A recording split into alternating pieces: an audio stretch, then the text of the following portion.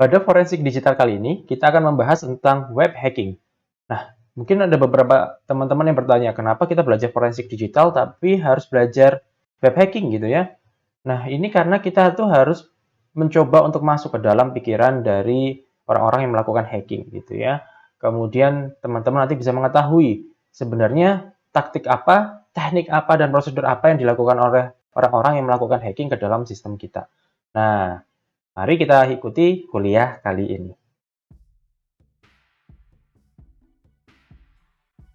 Kuliah ini terdiri dari 4 hal. Yang pertama adalah disclaimer, yang kedua adalah pengertian dari hacking, ketiga adalah find the clue, dan yang keempat adalah web hacking exercise. Ada satu buah disclaimer yang harus teman-teman ikuti untuk pelatihan atau materi kali ini. Harap diingat bahwa apa yang Anda akan pelajari ini adalah hanya untuk pembelajaran semata. Latih kemampuan Anda di environment yang terbatas. Jangan gunakan hal-hal yang akan saya ajarkan ini untuk melakukan hal-hal yang buruk. Yang dibutuhkan kali ini adalah sebuah server, baik itu bare metal maupun virtual machine, yang terinstall satu buah software yang bernama Damn Vulnerable Web Application atau disingkat DVWA. Kemudian mari kita bahas tentang apa itu hacking. Banyak orang di luar sana yang salah mengartikan yang namanya hacking. Hacking itu bukan melakukan suatu hal kejahatan, namun secara pengertian, hacking adalah creative problem solving. Jadi bagaimana kita menyelesaikan suatu masalah dengan cara yang kreatif. Nah, agar teman-teman lebih terpikirkan sebenarnya hacking itu seperti apa, maka bisa saya contohkan sebagai sebuah palu. Palu ini kalau kita pikirkan gunanya apa? Mungkin teman-teman akan lebih banyak yang terpikirkan untuk mukul paku gitu ya. Nah, namun ternyata kalau kita pikirkan lebih dalam lagi, palu ini gunanya bisa banyak. Bisa sebagai alat untuk merusak sesuatu, entah itu merusak rumah, merusak mobil dan lain sebagainya. Bisa juga untuk membuat sesuatu, yaitu misalnya di sini kita membuat suatu pisau gitu ya. Dan si pandai besi ini membutuhkan palu untuk membuat pisau tersebut.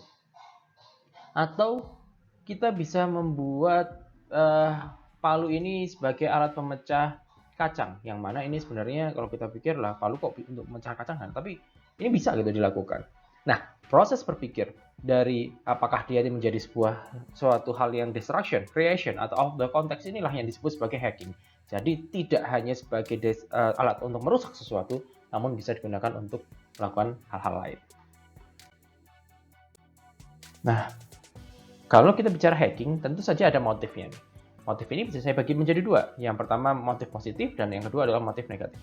Untuk motif positif, maka terdapat suatu motif untuk mengetahui sebuah sistem itu lebih baik lagi. Nah, kadang-kadang ketika kita membuat sistem, maka kita hanya menggunakan saja. Dengan cara hacking ini, kita bisa tahu bahwa oh, ternyata ada loh kelebihan dari sistem ini. Oh, ada loh kelemahan dari sistem ini. Yang mana akan menuju ke satu tempat, yaitu untuk melakukan patching terhadap vulnerability. Jadi kita bisa menutupi kerentanan-kerentanan yang ada di dalam sistem kita. Nah, ini salah dua dari motif positif yang bisa ditemukan. Negatifnya apa? Negatifnya itu motifnya bisa karena uang gitu ya. Mereka melakukan kejahatan-kejahatan karena memang menginginkan uang. Yang kedua adalah keingin merusak sesuatu. Dan yang ketiga adalah untuk mencuri sesuatu. Nah, tentu saja motif-motif negatif ini jangan sampai terpikirkan oleh teman-teman untuk dilakukan.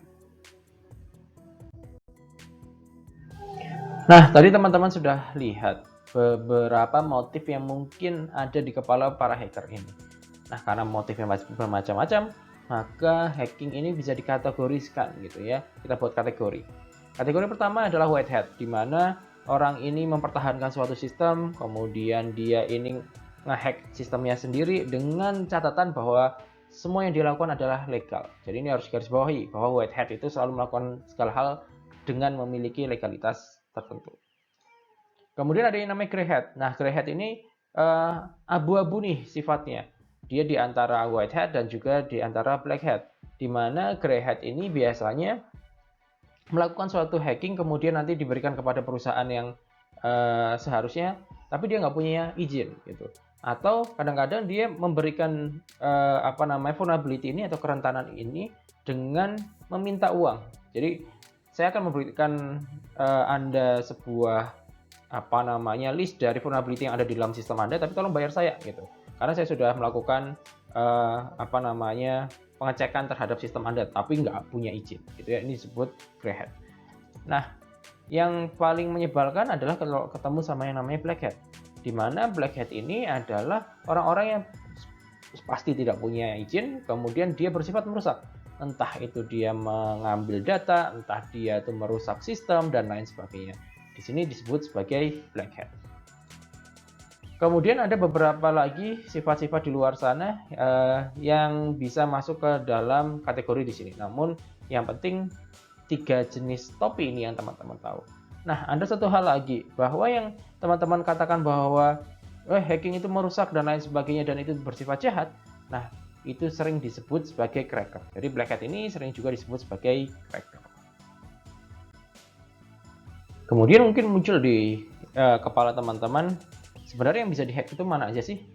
Nah, yang bisa dihack itu bisa di berbagai tempat, entah itu di jaringan, entah itu di level aplikasi, yang mana aplikasi ini entah itu web based ataupun bentuknya standalone. Selanjutnya bisa juga yang namanya device gitu ya, hardware-nya itu yang dihack. Atau mungkin orangnya yang dihack. Dan ini hanya sebagai contoh yang kecil gitu ya. Masih banyak tempat-tempat lain yang teman-teman bisa hack. Nah, isunya apa? Atau permasalahan apa yang muncul ketika kita melakukan hacking? Yang pertama adalah different application need different approach gitu ya. Jadi teman-teman nggak punya satu guideline khusus untuk menyelesaikan segala macam masalah gitu ya, itu nggak ada. Teman-teman berarti harus mengerti bahwa aplikasi ini harusnya dilakukan apa, aplikasi ini harus melakukan apa, dan lain sebagainya. Sehingga teman-teman harus mengerti sistem itu secara komprehensif, tidak hanya bisa melihat dari satu titik saja, harus bisa melihat dari tempat yang berbeda gitu ya. Kemudian distribute imprint. Apa ini distribute imprint? Ketika teman-teman melakukan hacking, teman-teman harus sadar bahwa sistem teman-teman dibuat untuk sebuah sistem yang aman gitu ya. Jadi ketika teman-teman melakukan suatu hacking, maka jejak teman-teman itu bisa terlihat, entah itu mulai dari switch, entah itu bisa dilihat dari si firewall, entah itu teman-teman bisa melihatnya dari syslog, bisa juga melihat dari log-log yang lain. Dan ini muncul banyak sekali alert ketika teman-teman nanti melakukan hacking di dalam sistem teman-teman. Nah, sebagai contoh saya ambilkan dari skcd.com gitu ya. Ada seorang wanita yang nama anaknya adalah Robert, drop table student, minus. Apa itu? Itu adalah suatu hal yang dapat menghilangkan table yang ada di dalam MySQL kita gitu, atau database kita. Nah, apa hubungannya sih sama anak yang punya nama yang unik gitu ya, kemudian bisa menghilangkan database dengan apa yang saya ucapkan sebelumnya di slide sebelumnya. Nah, ini adalah contoh ketika teman-teman menggunakan web application yang teman-teman buat dari nol gitu ya, atau menggunakan vanilla gitu ya. Sanitasinya belum ada gitu. Nah, dengan tidak adanya sanitasi ini, maka memungkinkan terjadinya SQL injection seperti yang diperlihatkan atau dilihatkan oleh lelucon ini gitu ya. Walaupun sekarang mungkin agak susah untuk melakukan hal ini. Nah, kenapa saya katakan susah? Karena sekali ini orang-orang itu sudah mulai jarang yang menggunakan vanilla gitu ya. Orang-orang menggunakan kalau PHP ya misalnya gunakan framework bernama Laravel dan lain sebagainya, yang mana sanitasi itu otomatis sudah dilakukan oleh si framework tersebut.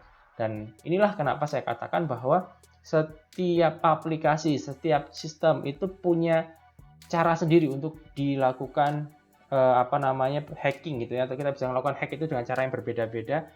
Karena ya memang sistemnya walaupun dikatakan sama-sama PHP, tapi sifatnya berbeda. Dan ini yang teman-teman harus pahami gitu ya.